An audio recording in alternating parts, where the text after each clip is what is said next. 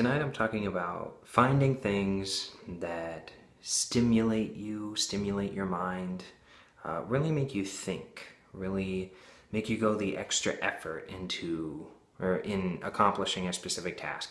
Sometimes we start on a journey towards something that is way too easy, but we just, I don't know, we kind of internally deny it because we know we'll be able to accomplish it. And we're like, if I just set out to do this, I just got to do a little bit of this and a little bit of that, and then I'll just have it and it'll be fine, and yeah, I'll be successful. And I guess in some ways, yes, you will be successful, but it kind of goes against what I've been preaching anyway, because I think that true success is found in the journey and not the destination. I guess when you set out and you're trying to do something, when you're trying to accomplish something, you shouldn't, I mean, sometimes you want to take the easy approach, you just want to get something done.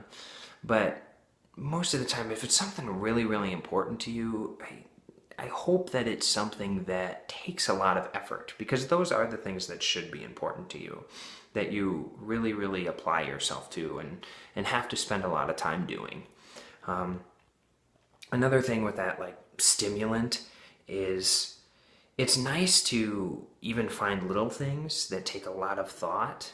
Like, for example, I brought this down because I was going to talk about it, but like with me, this is one of my favorite things in the world.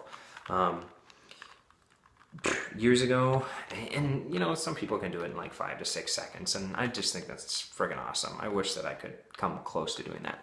But anyway, when I set out to first solve the Rubik's Cube, I knew that it wasn't going to be like easy, like getting it solved would be easy to just find out how to do it, but getting it memorized and being able to beat certain times, like that would be hard. And I knew it would be hard, but I didn't pick it up because I was like, oh yeah, this is going to be really easy to solve, and then I'm going to be able to solve it, and yeah, all right. You know, so many people spend their lives never being able to solve a Rubik's Cube. So to be able to solve it, to just be able to pick it up anywhere and just solve it in under 2 minutes, it's like, oh yeah, this is something that I worked hard to master and figure out, and just and now I can do it. And it's fun. It's fun to have that sense of accomplishment, you know, because again, it is the journey, and learning how to do it that fast was the journey for me. Just getting it down and practicing over and over and over again. But then, like, the accomplishment is so much better. That feeling of achievement, it's like, oh man, I put in all that work on such a hard task, and now here it is.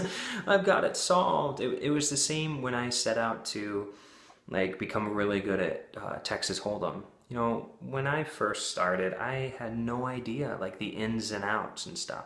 And Texas Hold'em, it's a game of luck, but it's not an easy game.